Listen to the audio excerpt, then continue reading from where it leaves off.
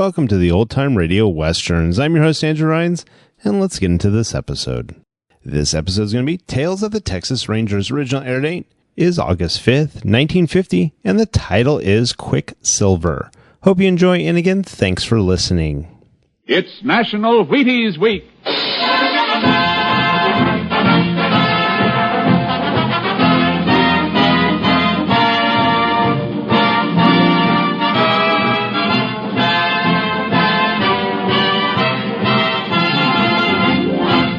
Yes, it's National Wheaties Week, and Wheaties present Joel McCrea in Tales of the Texas Rangers. On stage tonight, transcribed from Hollywood, another in the Wheaties big parade of exciting half-hour presentations.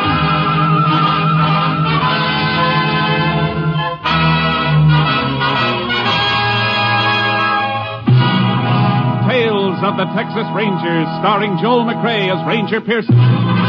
Texas, more than 260,000 square miles, and 50 men who make up the oldest and most famous law enforcement body in North America.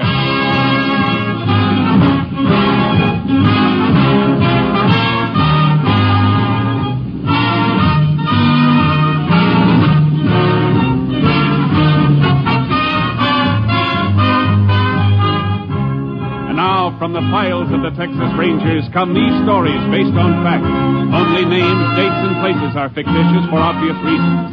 The events themselves are a matter of record.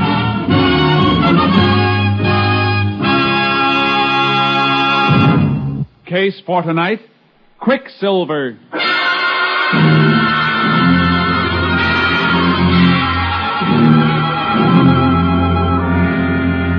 At 11:30 on the night of May 22nd, 1947, the Stockholm Ranch, located in the middle of Carson County, Texas, was darkened for the night when the occupants were awakened by the barking of a dog.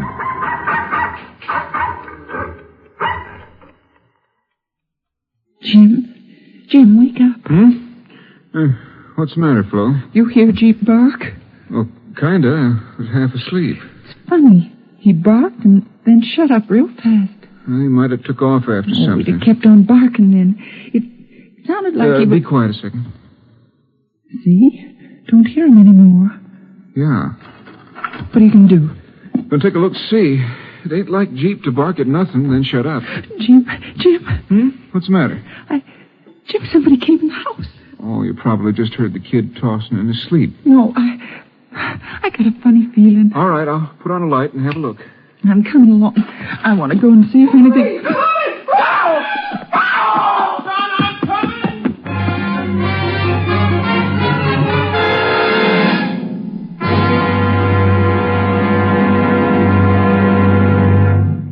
It's National Wheaties Week. Time to buy Wheaties, eat Wheaties, buy more Wheaties, eat more Wheaties. Time to join America in a brighter morning.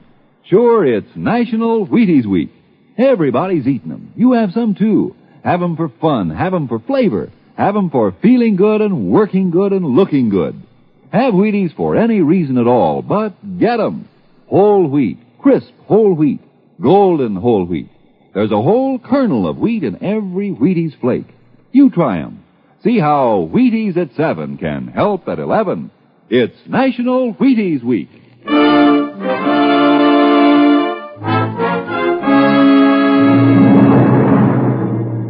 On May 29th, 1947, the bodies of Jim and Flo Stockholm and their 10-year-old son, Carl, were discovered by a playmate of Carl's.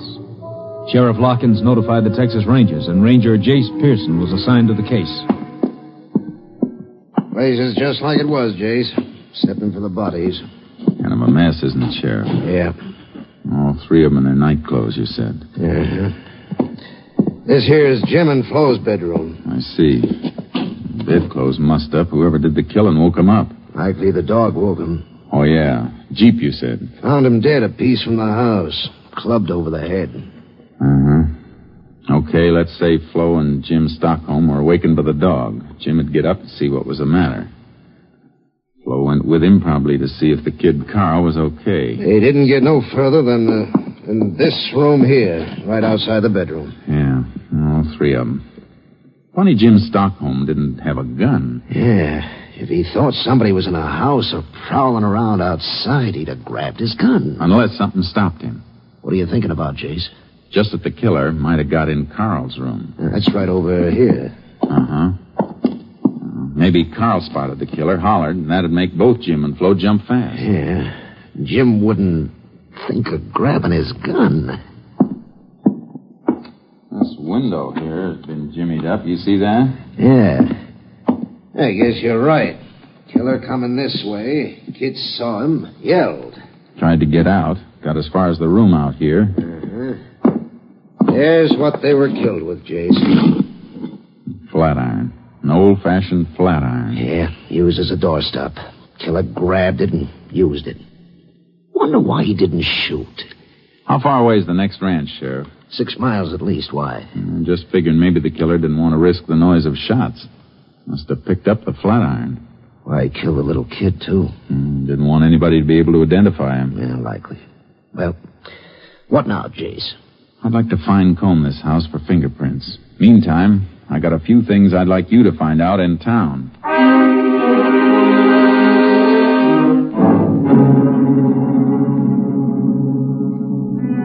There were no fingerprints anywhere, except those we knew of the murdered people.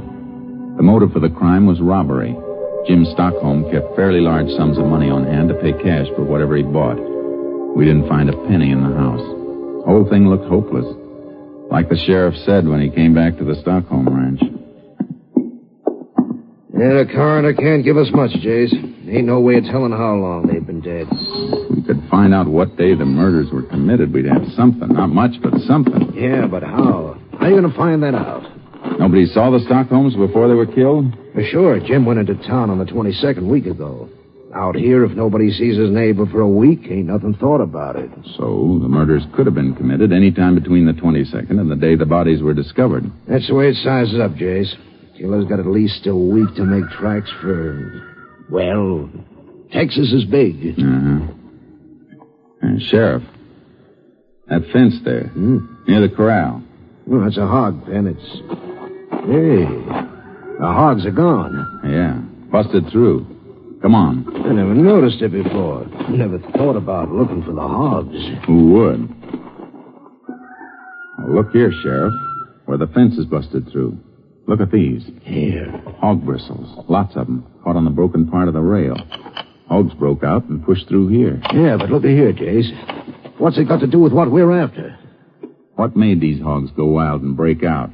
It's my guess they got awful hungry. Sure. And went looking for something to eat. Come on.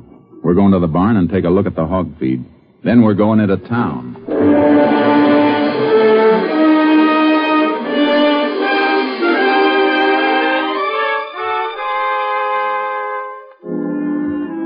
We found 3 sacks of hog feed in the barn. 2 of them were full, unopened. The third had just about enough mash taken out for 1 feeding. Sheriff Larkins and I went into town. Then the sheriff asked a few questions I wanted answered, and I checked at the feed store. Sure, Jim Stockholm bought all his feed in here, Ranger. You remember when he was in last, ma'am? Bet I do. It's the last time anybody saw him. The 22nd? That's it. What'd he buy? 3 sacks of hog mash. Well, got all the information you wanted, Jayce. Thanks, Sheriff. Now, ma'am, is there anything else you can remember about that day? Stockholm seemed troubled or anything? No, just stopped in for a minute.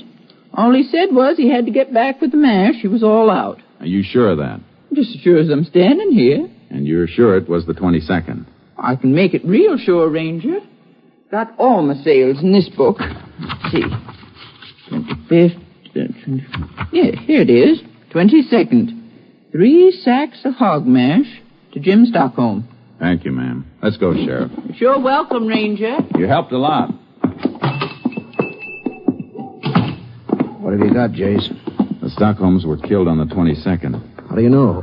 Jim Stockholm bought these 3 sacks of feed on the 22nd. He said he was all out at the ranch. He had to get home and feed the hogs. We found 2 of the bags unopened. Yeah, and the third with only about enough mash out of it to give the hogs 1 meal. Which means he fed the hogs on the 22nd, but he didn't the next day or the next. Because he was dead. That's it. Now we got a lot of checking to do, and it's all going to hinge around the 22nd. We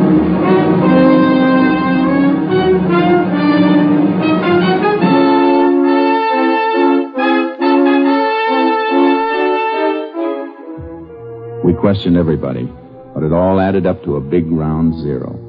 Everybody knew Jim Stockholm and liked him. He didn't have an enemy. Everyone we questioned could account for his time on the 22nd. Nobody'd seen a stranger in town. So I played a hunch. Sheriff Larkins and I rode over to the Stockholm ranch trying to pick up anything. Then about 8 miles north of the ranch, we got a break. Hey, Jayce! Jayce! Yeah, Sheriff? Here, will you? What do you got, Sheriff? I don't know. Looks like ashes. Empty bean can there, too. Looks like somebody cooked himself a meal here. Horses' tracks around here, too. One horse. Yeah. Looks like they might be about a week old. Might not mean a thing, Jayce. Could be anybody's horse. Sure could, but nobody in town saw a stranger. Little town like that, people notice a stranger right away. But if a man came riding from this direction, chances are nobody'd see him. Still could be anybody. I know. Well, I'm going to take a real close look. Okay, I'll cover this part. Good. Sheriff, come here. Get something? I think so. Look. Tied his horse to this mesquite. See? The horse stood here, a piece of mesquite broken off. Oh, and here's something else. Take a look. Dirt. Just ordinary earth. Take a good look. Well, it's different from the earth around here. It sure is. Different color and different texture. Sheriff, I got a hunch this dirt scraped off a boot when he got back in the saddle. Scraped off by a stirrup. Yeah, here's a bigger hunk of it. Yeah, reddish color. You ever see dirt like this around here? No. That hunk's got a funny shade. Packed in against the instep of a boot, it'd take this shape. You had any rain around here lately? Dry as a bone. There's only one way earth packs up in an instep if it's wet. The man who left this couldn't have come far. Come on. Let's see if we can find a couple of his footprints.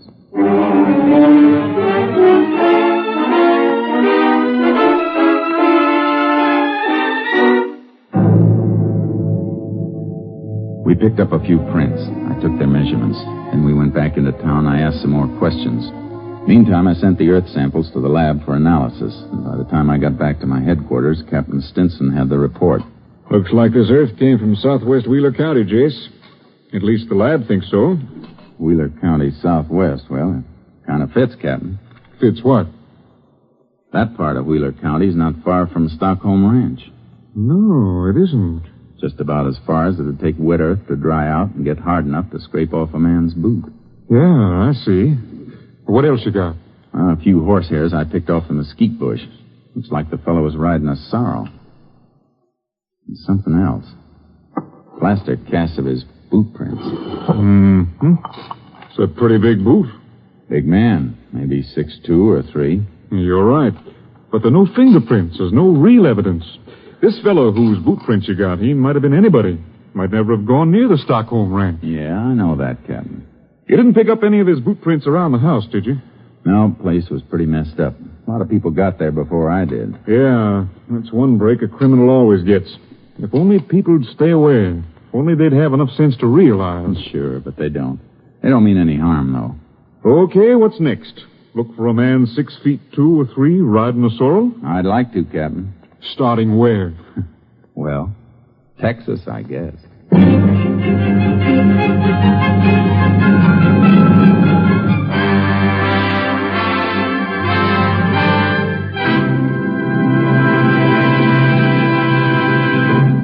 It's National Wheaties Week.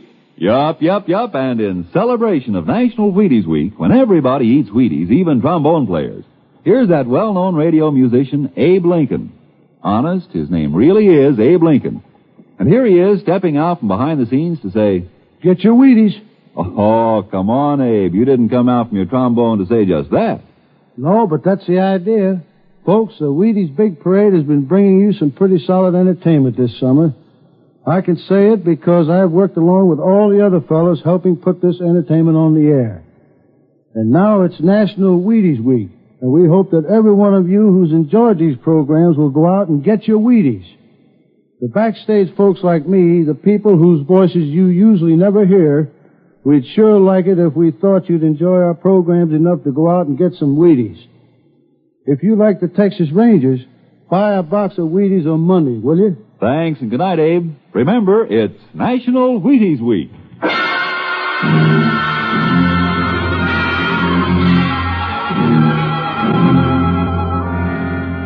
I kicked around for a few days, covering all the ground I could between the Stockholm Ranch and Wheeler County, and then I reported back to Captain Stinson.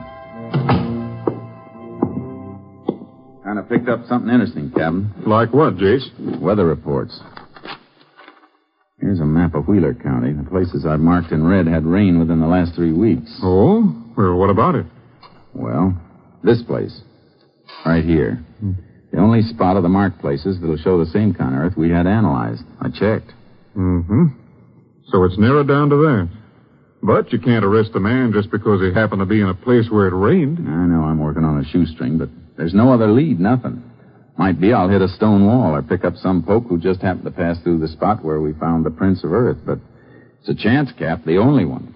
Well, suppose you chase down that lead in Wheeler County and your man's gone. Oh, I don't expect to find him there. He left there and landed at Stockholm Ranch, maybe. And left no fingerprints. There's not a single piece of evidence. It's still the only lead. You want to stick to Wheeler County, huh? That's about it, Captain.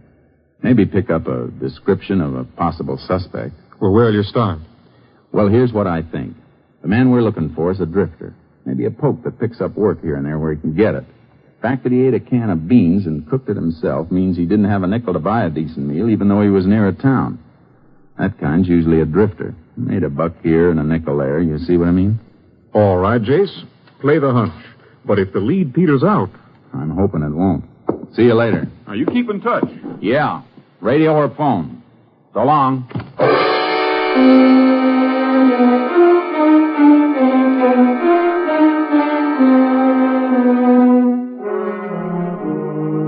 A little while later, I was in Wheeler County, southwest.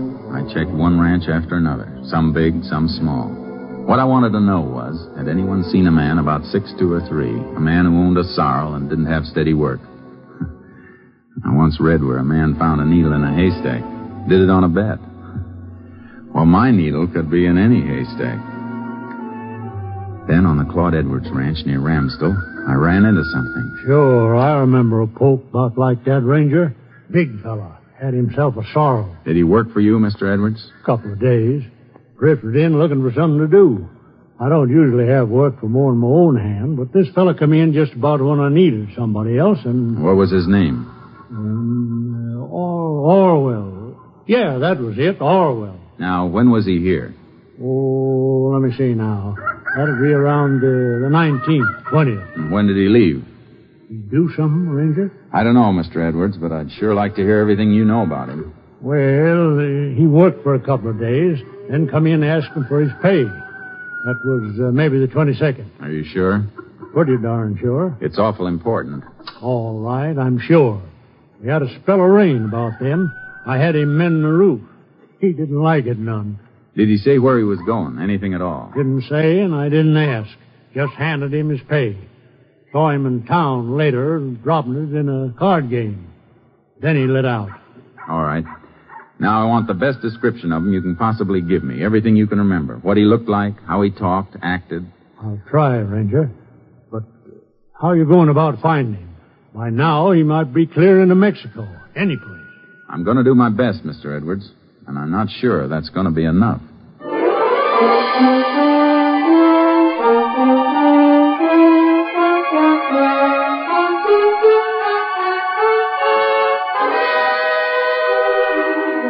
I got a description of Orwell. 6'2", dark hair, rode a sorrel, tight-lipped and not too easy to get along with, black mustache. Funny how little that people notice things unless it's something they really want to see. What description we had was sent out. 50 false leads came through, 100. But every once in a while, one came through that matched something else. Captain Stinson and I talked it over. Well, maybe it is something, Jayce. Look. 100 different leads, but there's one that shows up every so often. This one. Same description. Drifter, gambles a lot, had a dozen different jobs. There's something else, Jayce. Now look at the pattern here. Yeah, I am. This one keeps moving southwest, always away. The others jump around. The last report came from San Carlo 2 days ago. Mm-hmm. I'd like to mosey into San Carlo and see if I can pick up anything from there. I figure this Orwell's moving slow. He's counting on being safe by now. What if you find him? There's still not much evidence. We'd have to get a confession out of him. Nothing we've got will stick in a court. I got an idea about that. Let me try it, Captain.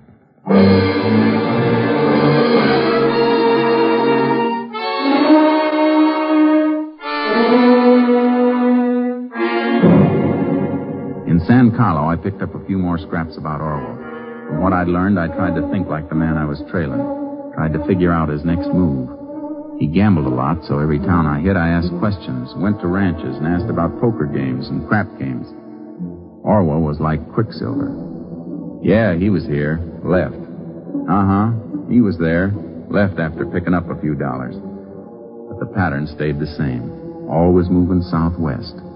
Then on the McMallet Ranch near the New Mexico border. Orwell? You say Orwell, Ranger? That's the name. He's riding a sorrel horse. Well, I don't like to say for sure, but I took on a fella named Orwell, and he did come in riding a sorrel. As soon as he hit the bunkhouse, he'd try to shake up the poker game. Where's he now? Well, I sent him out this morning to ride fence. Stock was getting through. How long ago did he leave? 3 or 4 hours. Maybe a little more. Tell me something else. Oh, sure. What? Did he have any money when he left this morning? Well, funny you ask about that, Ranger. Matter of fact, it touched me for a $5 against any pay he had coming. He ought to be coming back soon now. Almost time to chow. He touched you for $5. He won't be back for chow. I'm going after him.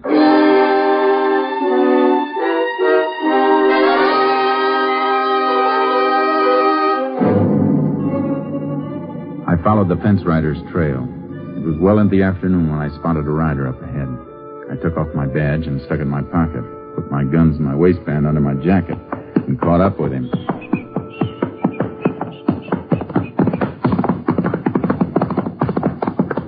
Whoa, boy, whoa. Howdy. Who are you? Name's Pearson. You're Orwell, huh? Yeah, why? Boss sent me out to look for you. Boss? Whoa. Yeah, foreman back at Mellett's ranch. What for? Well, we got to get back to the north fence. You wasn't working there when I left. Just got took on. I guess we'd better get back to the north fence. Boss says it's important. That's so. Say, come to think of it, you're not even on the ranch anymore. I hit the boundary fence a piece back. All right, I got news for you, mister. I ain't riding fence. Now you take off. You see about that north fence. Huh? You mean you're quitting? Right the first time, mister. Now, so long. Hey, hold it a minute. You're downright unsociable. Whoa, boy, whoa. You're downright nosy. Me? I didn't mean to be. Say, you mind if I ride a piece with you? Yeah, I do. Well, I'd kind of like company. Thought you was just took on at the Mellett's place.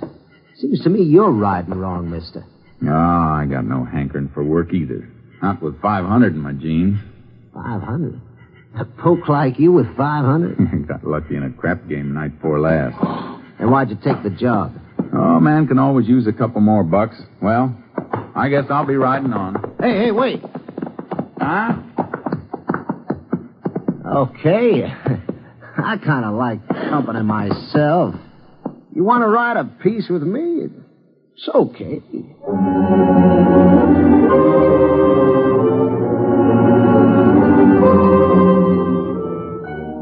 rode on the rest of the day, and I found out Orwell was planning to head into Mexico. We bedded down early. And along toward midnight, when Orwell thought I was asleep, he raised up and moved toward me.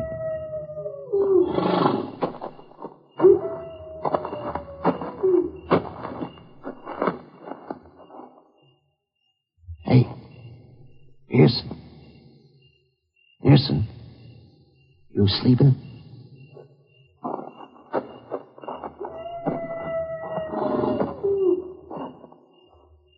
Something you want, my saddlebag, Orwell? I thought you were sleeping. No. Don't reach for it, Orwell. I'll blow your head off. What are you getting so head up about? Oh, man, Man starts to go through my saddlebags when I'm sleeping, I get touchy. I'm just looking for cigarettes. No need for that gun. Yeah? Sure. Wasn't looking for 500, were you? You call me a crook?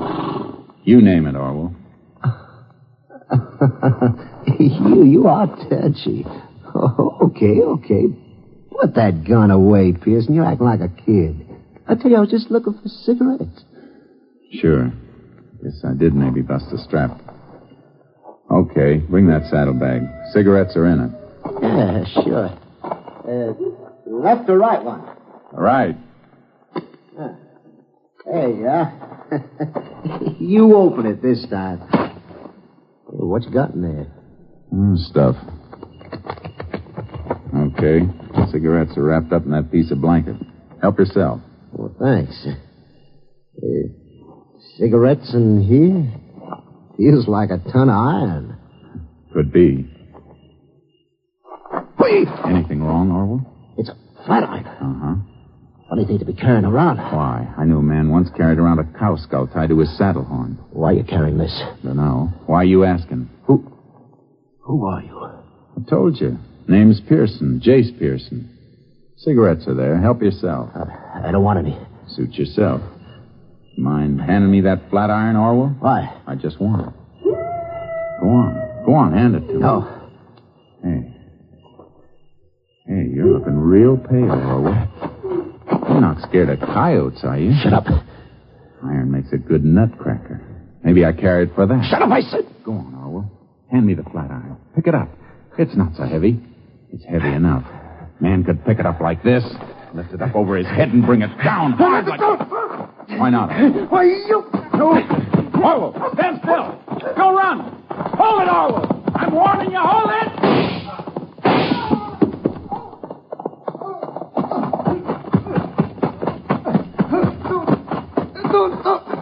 Don't shoot again. Unless I have to. Who are you? Pearson. Texas Rangers. Figured I'd get caught up with... Guess we better start going, Orwell. You're not hurt too bad. Shooting by moonlight kind of spoils a man's aim. Come on, let's go.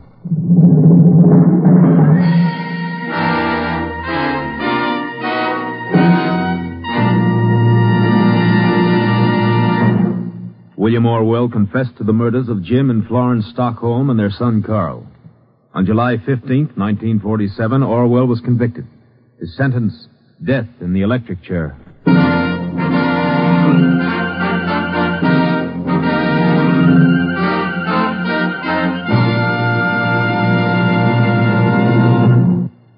Joel McCrea, your Texas Ranger, has asked me to ask you to have some Wheaties. Yes, have some Wheaties, because it's National Wheaties Week. The week when everybody goes out and buys a box and enjoys a dish of America's famous whole wheat flakes. Start early in National Wheaties Week, so you'll have time to buy 'em and eat 'em and buy some more and eat some more. Wheaties, that is. And while you're enjoying 'em, partner, you're getting wide-awake energy, whole wheat energy. There's a whole kernel of wheat in every Wheaties flake. Begin a better breakfast with Wheaties, and see if you don't find yourself striding high, wide, and handsome right through the morning. Rangers can ride better, salesmen can sell better, plumbers can plumb better with a better breakfast. Milk and fruit and Wheaties. Get yours. Breakfast of champions. It's National Wheaties Week. Next week, Joel McCrea in another authentic reenactment of a case from the files of the Texas Rangers.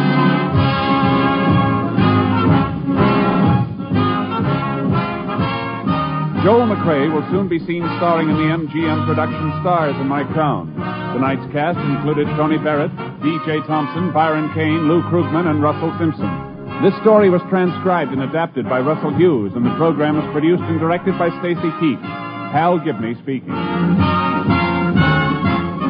And this is the Wheaties man, Frank Martin, inviting you to listen on Tuesday night to the Penny Singleton Show on the Wheaties Big Parade. See you then. Remember, it's National Wheaties Week. Come on, everybody, to the Wheaties party. Eat a lot of Wheaties like the champions do. Dance together, cheek to cheek. This is National Wheaties Week. Eat a lot of Wheaties like the champions do. Wheaties, a breakfast of champions. Tomorrow, Sigmund Romberg conducts the Summer Symphony on NBC.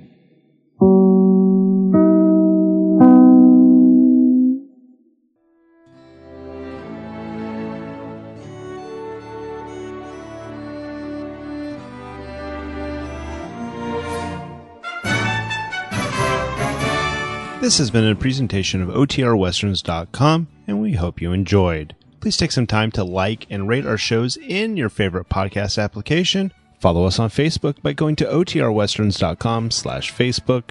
Join in the conversation by going to OTRWesterns.com/Discord. And don't forget to send us an email, podcast@OTRWesterns.com. This episode is copyright under the Attribution Non-Commercial Share Alike copyright. For more information, go to OTRWesterns.com/copyright. Have a great day, and again, thanks for listening.